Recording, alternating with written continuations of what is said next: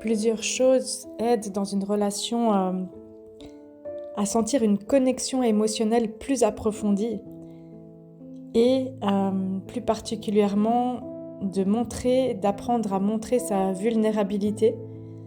Montrer sa vulnérabilité, c'est oser se regarder avec amour quelques minutes en silence, sans rien faire, sans parler, juste de vraiment se regarder. Et parmi ces choses qui font qu'on se sente plus en connexion, on a des questions d'intérêt. Parce que chacun, chacune,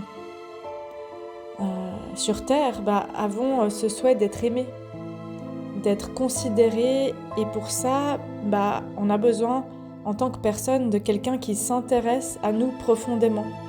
C'est-à-dire qui nous pose des questions qui nous font sentir vraiment considérés, entendus, valorisés et qui nous font sentir que l'autre nous fait exister dans son monde, nous envoie comme message « Ah, j'ai envie de te découvrir, j'ai envie de savoir qui tu es, j'ai envie de savoir ce que tu aimes » et ça fait du bien. Alors j'ai envie de vous donner des exemples, tout simplement, de questions qui permettent une connexion intime plus approfondie. Pour ça, c'est déjà de vous mettre en condition. De vous mettre en condition, c'est de ne pas faire les choses par calcul, parce que si je fais ça, la personne va se sentir connectée, et non, ça ne marche pas comme ça.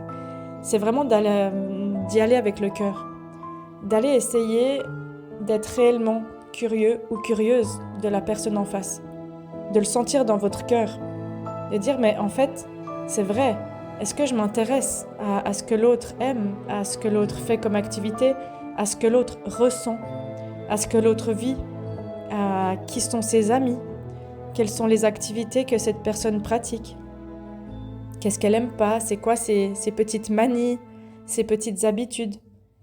Et finalement, d'observer une personne, mais surtout de lui poser la question. Parce que quand j'observe, j'interprète à partir de mon monde pourquoi la personne fait ci ou ça. Alors que si je lui pose la question, réellement, avec des mots, dans le verbal, elle va se sentir visitée. Et quand on se sent visité, ça permet de mieux établir une connexion dans le lien. Alors un exemple de question, c'est tout simplement de demander « Comment vas-tu ?» et de prendre le temps d'écouter la réponse.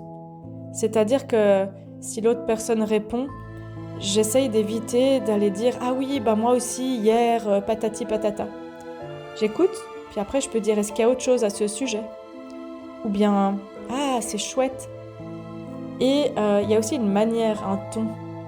Quand l'autre personne se raconte, je peux essayer de célébrer. « Waouh, c'est chouette !»« Ah, waouh, et t'as fait quoi après ?» De relancer, mais en restant dans le monde de la personne. Et parmi ces questions, au-delà du simple « comment ça va ?», on en a un autre, et pas des moindres, il paraît simple, mais c'est d'aller régulièrement demander « est-ce que tu as besoin de quelque chose ?» Et pareil, j'écoute la réponse. Peut-être que j'aurai pas la disponibilité pour répondre à ce besoin, mais en tout cas, je m'y intéresse. Donc, est-ce que tu as besoin de quelque chose ? C'est une question magique. Ensuite, on peut aussi aller demander à l'autre personne, pour toi, c'est quoi une journée magnifique ? C'est quoi une journée type dans laquelle tu te sens bien ? Et raconte-moi ton univers. Qu'est-ce que t'aimes faire dans une journée parfaite ? Et j'écoute la réponse. Je peux lui dire aussi, lui demander, c'est quand la dernière fois que tu as vraiment fait quelque chose pour toi qui t'a fait du bien. Et d'écouter, tout simplement, sans réagir, sans surenchérir, sans parler de vous. Vraiment, je laisse toute la place à l'autre d'exister. Et puis, je peux vraiment aller aussi plus profondément. Est-ce que tu as vécu quelque chose qui t'a marqué dans ta vie ? Est-ce que tu as envie de me raconter cet événement marquant ? Ça peut être positif ou moins positif. Je peux aussi lui dire, c'est quoi les choses pour lesquelles tu as de la gratitude dans ta vie ? Quelles sont les choses pour lesquelles vraiment tu te sens en vie, tu te sens bien, pour lesquelles tu voudrais remercier ? Et je peux aussi lui parler de son histoire, de dire, qu'est-ce que tu aurais changé dans la manière avec laquelle tu as été éduquée ? Ou qu'est-ce qui a été difficile pour toi dans ton enfance ou dans ton adolescence? Est-ce que tu voudrais me partager ça? Et j'écoute. Et après, je peux poser la question, et comment t'aurais voulu que ça soit différemment?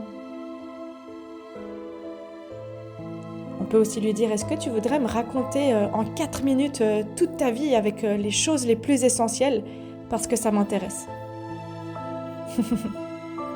Si dans les mains, tu avais une boule de cristal qui te permettait de voir l'avenir, qu'est-ce que tu voudrais y voir? C'est quoi tes rêves? Qu'est-ce que tu verrais comme rêve qui se réalise dans cette boule de cristal? Et si tu avais une baguette magique pour changer 3 choses dans notre relation, qu'est-ce que tu changerais? Qu'est-ce que tu améliorerais? Qu'est-ce que tu changerais dans ta vie si tu avais cette baguette magique? Ah bon? Et dans ta vie sexuelle, qu'est-ce que tu changerais? C'est quoi la chose qui t'a rendu le plus ou la plus fière dans ta vie, qui était le plus grand accomplissement pour toi?